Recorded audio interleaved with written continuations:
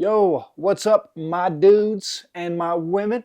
This is Boo from Mile High Distilling, and what you're seeing here is going to be our yield from last week's run we did on the channel, achieving that 190 proof spirit.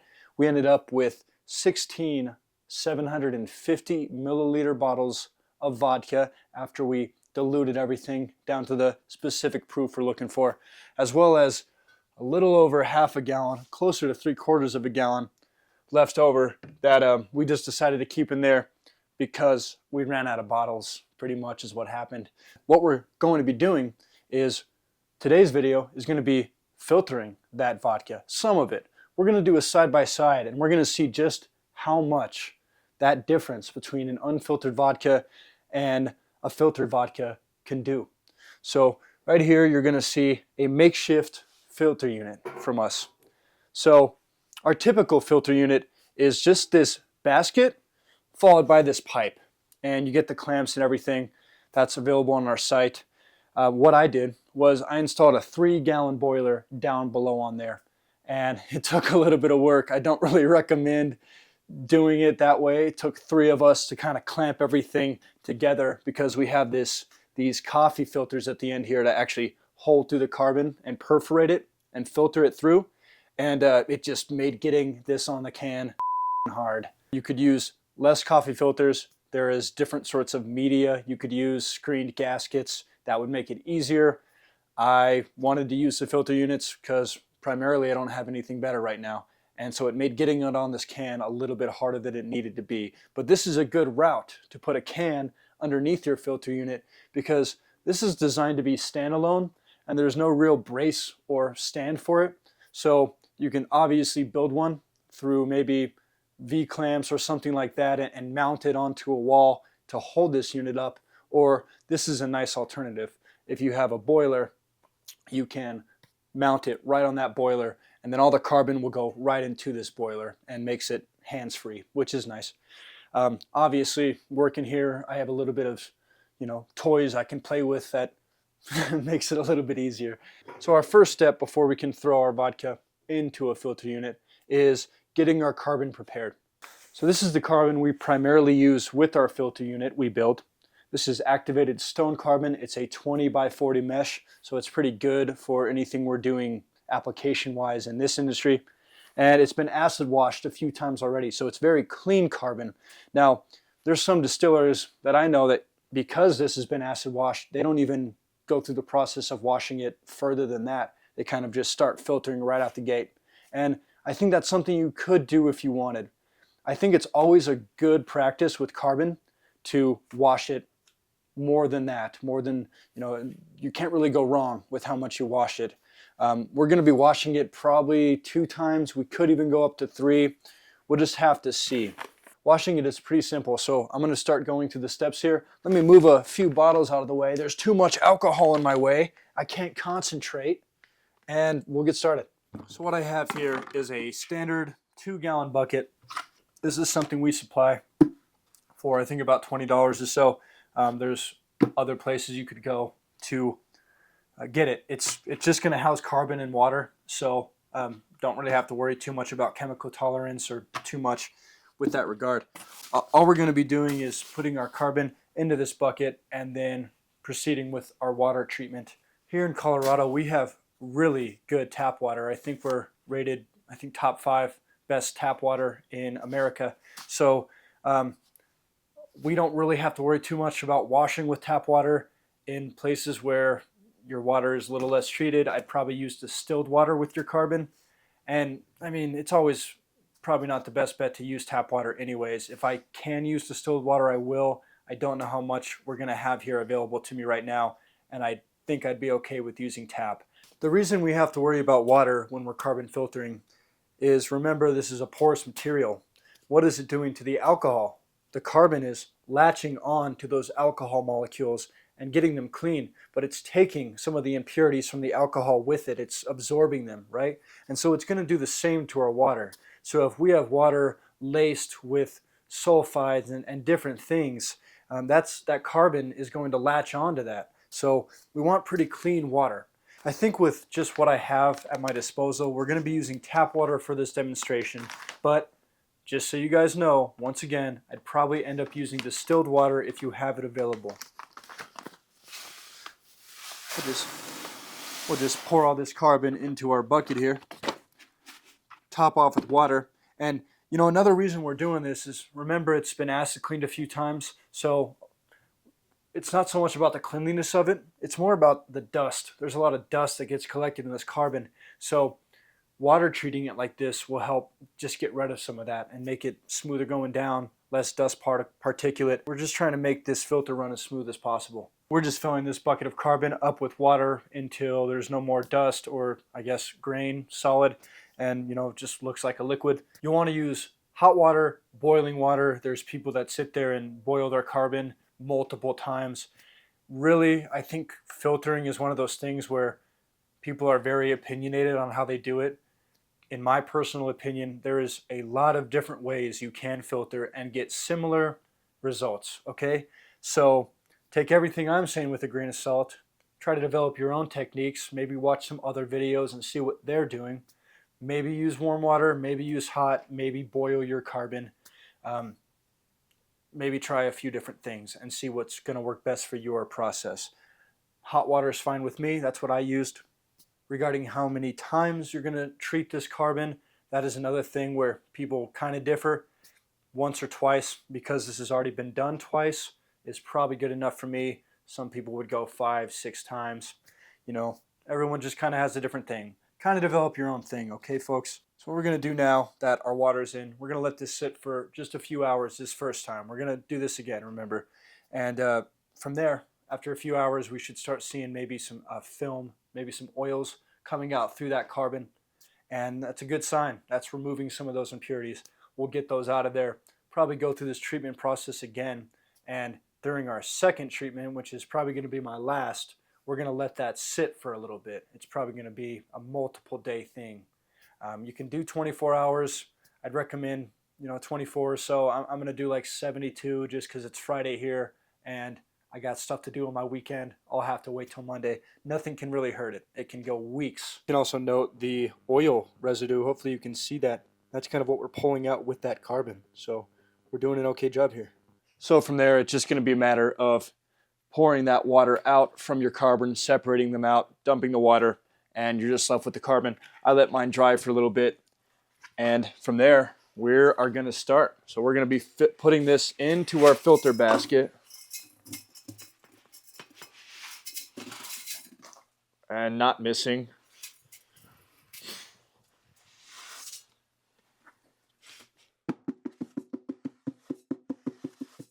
And then from there, you're going to see your carbon. Go ahead and give it some jiggles.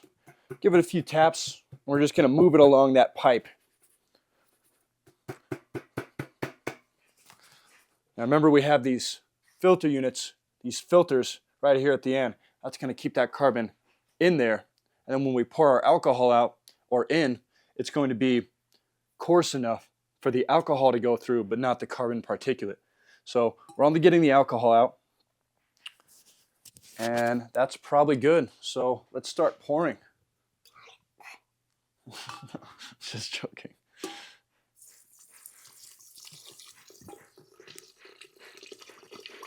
And this is going to be a slow process. Carbon filtering is supposed to be slow. It's not working the same way if it's not slow. So let it take its time. That's why having a boiler also helps, because you don't really have to worry about it. You can kind of just let things be. Come check on it tomorrow. See how it's doing. It's probably about a 24-hour process. Additionally, what you could do is grab a stainless bucket or something food grade that can handle alcohol, and put that under your filter unit. You can zip tie or in some other way fasten this filter unit to a shelf or something like that, just to hold it in place. Put your bucket underneath and just kind of have it filter through that way. But I wouldn't recommend holding it up the whole time. I don't know if you even could, unless you're the strongest person in the universe. It's gonna hurt after an hour. And we're only gonna be doing about half these bottles before I'm gonna have to wait and let this filter out a little bit more. So we're gonna do batch number 1 here, and we will report back. So this is a demonstration on sort of the things that we're pulling out. Almost immediately, you're going to start seeing this mix of what I'm assuming are different parts of the distillate, just to get you an idea of what is being pulled out. You're almost seeing that immediately when you start to filter. Now we are about 3 hours in, and in that time frame, we've filtered about half of a gallon worth of this bucket. So just to keep things rolling, I'm going to pour another half gallon worth of my spirit in here. And one thing I did forget is we do have about 3/4 of a gallon left over that wasn't included in my initial yield showing. So we have more filtering to do than what I previously expected. I'm going to reckon that if half a gallon, it takes about 3 hours, we're talking about a gallon every 6 hours. You know, I should be done hopefully within 18 or so hours instead of 24. Now it is important to note that with our carbon, that 1.5 pounds that I showed you guys, that's going to filter about 5 or so gallons, I would reckon, of distillate. You can reuse the carbon, but I noticed that after the first time, it just really doesn't quite work the same. So you can go through the process of baking it and reactivating it. Not something I usually recommend. I think when people do that professionally, they heat it to about 700 degrees Fahrenheit. I don't know any stove that can do that. So you can try your best in your stove, get up to 500 or so, and probably do a decent job. But for how cheap the carbon is, I usually just opt to get a new bag when I'm ready to use it. Now, a couple cool things we can do to upgrade a filter unit. People create recirculatory filter units. So what they would do there is at the end of this pipe, rather than connect to a boiler, they'd have maybe like a hose barb or some sort of fitting on the end where you can attach high chemical tolerant hose, and then they feed that into a pump. A nice stainless steel, probably magnetic pump would probably be your best bet, and basically just recirc all that alcohol through the filter unit. And so that's going to allow them to continuously filter that alcohol as many times as they want. You can also upgrade certain systems to basically make it to where your alcohol is being fed directly into here. So you can create just a continuous loop filter unit and filter as much as you need and just change out that carbon from time to time. So there's a few things we can do to sort of just help that process if you have a lot of alcohol you need to process at a given time. Guys, forget entirely what I said about a 24-hour process. We are cooking now, baby. I think what happened here, I think the slowness came from that carbon still being trapped in this bucket. But as things began to process, all my carbon started filling through this pipe. And from there, it was game over. I was processing pretty fast. So I finished all 2.5 or so gallons in the span of about 5 hours. We're on our last little bit here now. And I'm really excited. Before we finish this video, we're going to do a taste test. And we're going to see just what this carbon's doing. Okay, guys. So I almost had enough time yesterday before I left the office to get everything filtered. But I had about maybe a 1/4 gallon left. And figured what's the hurry, right? Came back in today. We're fully filtered out. Now, one thing I noticed that I should have prepared for, I could have made this a lot easier on myself if using this port, if I had installed a ball valve or a drain valve onto this port before I filled everything up. Now it's too late, and now we're just going to have to do things the hard way. So what I'm going to do, I make these mistakes so you don't have to. If you're using this method, get a ball valve. Beauty. We'll go about this the hard way, getting it in our bottles.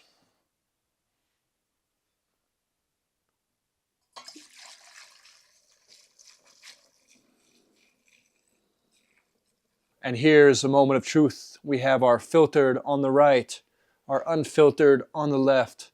Both are going to be 100 proof spirits.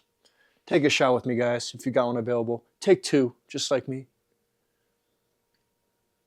As far as our vodka went, unfiltered, I did like it initially. It's got some residual sugar, but there is, I think, a little bit of funkiness to it. And I think part of that is Remember, we did our sugar base for our recipe, and it was refined sugar, white sugar. Really, if you get a funky taste in your sugar wash, try brown sugar. That's what I should have used, and I think it would have come out maybe with a little bit less of that funk. But you live and you learn compared to filter, which just kind of knocks everything out. I mean, that is a pretty phenomenal difference.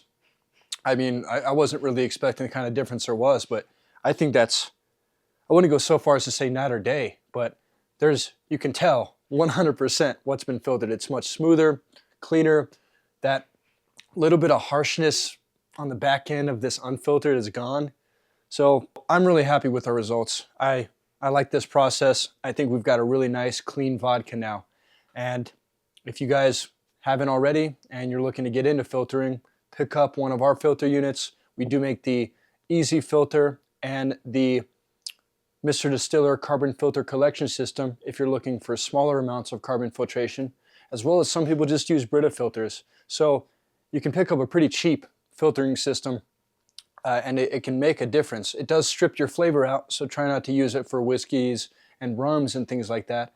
But if you're just trying to clean a spirit up and you're trying to get sort of a neutral spirit, I think filtering would be a great call for you. Anyways, guys, I hope you enjoyed the video. Thank you, as always, for watching. Be sure to like and subscribe if you enjoy our content, and keep notifications on for future content we're going to push through. Thank you, guys. Take care.